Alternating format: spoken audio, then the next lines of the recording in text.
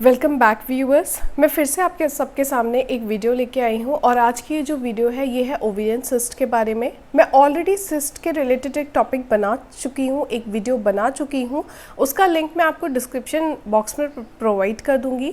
लेकिन उस वीडियो में मैंने ये बताया था कि इन जनरल आपके रिप्रोडक्टिव सिस्टम में कौन कौन से सिस्ट हो सकती हैं, पर आज मैं सिर्फ ओवेरियन सिस्ट के बारे में बात करने वाली हूँ। तो वीडियो जो है वो बहुत ही ज़्यादा इम्पॉर्टेंट और इन्फॉर्मेटिव होने वाली है। वीडियो में लास्ट तक बने रहिए ताकि आपको सटीक और सही इन्फॉर्मेशन जो है वो मिल पाए।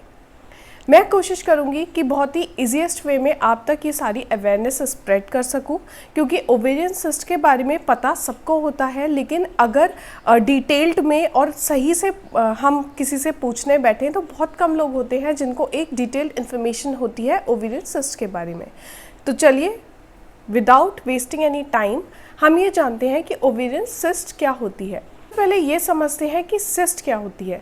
सिस्ट एक फ्लूइड फिल्ड सैक होता है, एक गांठ जिसमें पानी होती है या फिर पानी की गांठ जिसमें म्यूकस भी हो सकता है, पस फॉर्मेशन भी हो सकता है। ऐसी एक बलून लाइक पाउच जैसा वो होता है, जैसे आपने गुब्बारा लिया उसमें पानी भर दिया, वैसा सा एक फॉर्मेशन होता है जिसे हम सिस्ट बोलते हैं। सिस्ट वैसे तो कहीं भी फॉर्मेट हो सकती है, लेकिन आज की इस वीडियो में हम बात करने वाले हैं ओवेरियन सिस्ट के बारे में जो हमारी ओवरीज में फॉर्मेट होती हैं। तो चलिए वीडियो में आगे बढ़ते हैं। सबसे पहले जो पॉइंट आता है वीडियो में वो ये आता है कि ओवेरियन सिस्ट के टाइप्स कितने होते हैं। अगर मैं जनरलाइज्ड वे में इसको कैटेगराइज करूं तो ये दो टाइप की मोस्टली होती हैं, जो कि है simple and complex. Simple cyst जो होती है, जैसे कि उसका नाम सजेस्ट करता है, सिंपल मतलब एक सिस्ट, एक गांठ जिसमें पानी भरा हुआ है, इजीली ट्रीटेबल होती है, दवाइयों से ठीक हो जाती है, कभी कभी अपने आप भी रिजॉल्व हो जाती है। कॉम्प्लेक्स सिस्ट जो होती है वो बहुत सारी छोटी छोटी सिंपल सिस्ट मिला के एक सिस्ट बनती है, जिसको हम बोलते हैं कॉम्प्लेक्स सिस्ट। कॉम्प्लेक्स सिस्ट कभी कभी तो आसानी से ट्रीट हो जाती है, पर कभी कभी बहुत ही ज़्यादा सीवियर रूप भी ले लेती है। अब मैं अगर इसके अदर क्लासिफिकेशन की बात करूं तो वो दो टाइप का होता है। एक होती है फंक्शनल सिस्ट और दूसरी होती है पैथोलॉजिकल सिस्ट। फंक्शनल सिस्ट मतलब जो बनती बिगड़ती रहती हैं, अपने आप ठीक भी हो जाती हैं, उसके लिए बहुत ही ज़्यादा टेंशन लेने की हमें ज़रूरत नहीं रहती है। फंक्शनल सिस्ट भी दो टाइप की होती हैं, पहली फॉलिकुलर सिस्ट, दूसरी कॉर्पस ल्यूटियम सिस्ट।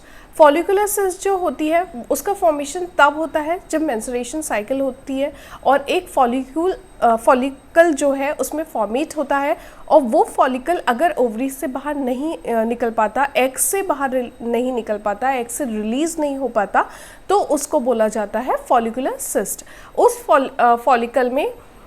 फॉलिकल के पाउच में जो है पानी भर जाता है और उसको हम क्या बोलते हैं, फॉलिकुलर सिस्ट। जो सेकेंड सिस्ट है हमारी कॉर्पस ल्यूटियम सिस्ट। तो कॉर्पस ल्यूटियम एक स्ट्रक्चर होता है जो मेंस्ट्रुएशन साइकिल के टाइम पे रिलीज होता है ओवरीज में। अगर उस स्ट्रक्चर में पानी भर जाता है तो वो स्ट्रक्चर जो होती है वो कहलाती है कॉर्पस ल्यूटियम सिस्ट। ये जो दोनों सिस्ट जो होती हैं बनती हैं बिगड़ती हैं, इसके लिए बहुत ही ज़्यादा पैनिक होने की ज़रूरत नहीं रहती है। कभी कभी ट्रीटमेंट की भी ज़रूरत नहीं रहती है और ये भी पता नहीं चलता कि ये बन गई और अपने आप रिजॉल्व भी हो गई, इसीलिए इनको बोला जाता है फंक्शनल सिस्ट। अगली जो सिस्ट आती है वो आती है पैथोलॉजिकल सिस्ट। पैथोलॉजिकल सिस्ट जो होती हैं उनको ट्रीटमेंट की बहुत ही ज़्यादा ज़रूरत रहती है और इसीलिए कभी कभी उनको सर्जिकल इंटरवेंशन भी गो थ्रू करना पड़ता है। अब मैं बात करती हूँ पैथोलॉजिकल सिस्ट के टाइप्स के बारे में। पैथोलॉजिकल सिस्ट कितने टाइप की होती है, कौन सी होती है, ये हम आज अभी इस वीडियो में आगे बात करेंगे। पहली पैथोलॉजिकल सिस्ट जो होती है वो होती है एंडोमेट्रियोमास। एंडोमेट्रियोमास क्या होता है? एंडोमेट्रियोमास का मतलब होता है यूट्रस, हमारा जो यूट्रस है उसके जो इनर टिश्यू है उस टिश्यू से मैचिंग टिश्यू का डेवलपमेंट आउटसाइड ऑफ यूट्रस, मतलब हमारी ओवरीज की तरफ अगर होने लगता है तो उसको बोला जाता है एंडोमेट्रियोमास। दूसरी जो सिस्ट आती है वो आती है डर्मोइड सिस्ट। डर्मोइड सिस्ट का कैसी होती है कि आप समझ सकते हैं कि किसी दांत का टिश्यू या फिर नेल्स के जैसा टिश्यू या फिर आपके हेयर्स के जैसा टिश्यू जो है वो डेवलपमेंट उसका होने लगता है एक सिस्ट में, और उसको बोला जाता है डर्मोइड सिस्ट। अगली जो सिस्ट आती है वो होती है सिस्ट एडिनोमास। सिस्ट एडिनोमास क्या होता है? अगर ओवरी से रिलेटेड टिश्यू का डेवलपमेंट किसी सिस्ट में होने लगता है जो ओवरी के पास ही होती है, तो उसको बोला जाता है सिस्ट एडिनोमास। अगली जो सिस्ट आती है वो होती है हमारी पीसीओडी, बहुत ही कॉमन है, सबने नाम सुना होगा। पॉलीसिस्टिक ओवेरियन डिसीज़, बहुत सारी छोटी छोटी सिस्ट मिलके एक गुच्छा जैसा बना लेती हैं और उसको हम बोलते हैं पॉलीसिस्टिक ओवेरियन डिसीज़। बहुत ही ज़्यादा इम्पॉर्टेंट होता है उसका ट्रीटमेंट करना, और बहुत ही ज़्यादा इम्पॉर्टेंट होता है कि अगर आप कंसीव करना चाहते हो और अगर आपको पीसीओडी है तो बहुत ही ज़्यादा इम्पॉर्टेंट होता है उसका प्रॉपर एक ट्रीटमेंट लेना, ताकि आप अच्छे से कंसीव कर सको। जिसको पीसीओडी होता है उसको थायराइड की भी प्रॉब्लम फेस करता है। अब बात करते हैं इनके सिम्टम्स की। ओवेरियन सिस्ट के सिम्टम्स क्या क्या होते हैं?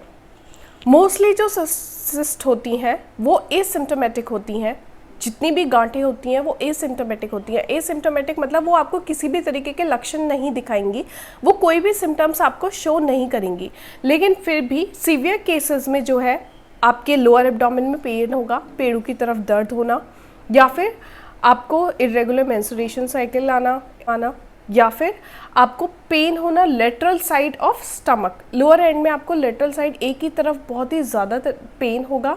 तो ये जो सारे सिम्टम्स होते हैं, ब्लॉटिंग होगी, मतलब आपको ऐसा लगेगा आपका पेट भरा भरा है, सूजन महसूस होगी पेट में, ये सारे जो सिम्टम्स होते हैं ये ओवेरियन सिस्ट के सिम्टम्स ही होते हैं और आपको इजीली देखने को मिल जाते हैं।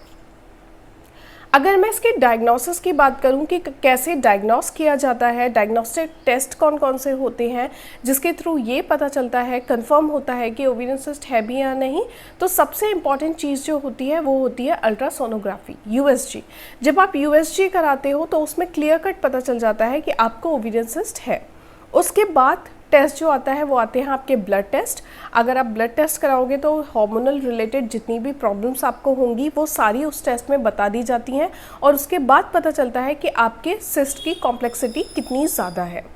थर्ड एग्जामिनेशन आता है वो आता है आपका पेल्विक एग्जामिनेशन। आपके जो भी डॉक्टर्स होंगे आप उनको अगर जाके अपने सिम्टम्स बताते हो, या फिर आपको पता नहीं है कि आपको ओवेरियन सिस्ट है लेकिन आप अपने डॉक्टर से मिलने जाते हो, आपके पेट में दर्द है, आप मिलने गए हो, तो पेल्विक एग्जामिनेशन टेस्ट से भी आपके डॉक्टर ये डायग्नोसिस बना सकते हैं कि आपको ओवेरियन सिस्ट है।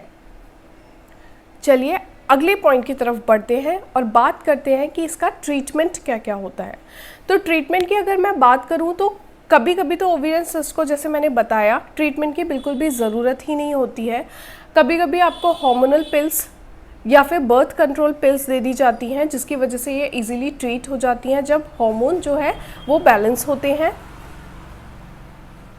और अगर इनकी कॉम्प्लेक्सिटी बहुत ज़्यादा हो, बहुत ज़्यादा ये कॉम्प्लेक्स हो, तो सर्जिकल इंटरवेंशन भी किया जाता है, सर्जरी के थ्रू इनको रिमूव भी किया जाता है।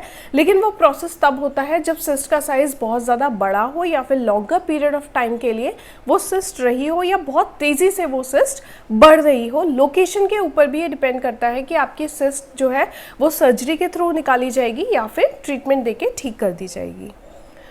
अगला जो पॉइंट इस वीडियो में आता है और जो मेन पॉइंट है वो होती है कॉम्प्लिकेशन।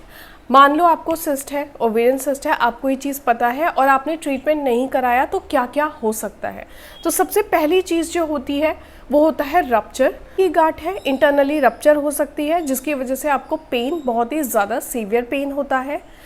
टॉर्जन हो सकता है उसका, टॉर्जन मतलब वो मुड़ सकती है, घूम सकती है, दब सकती है, जिसकी वजह से फिर से आपको pelvic pain, extremely pelvic pain या फिर इंटरनल स्वेलिंग भी हो सकती है।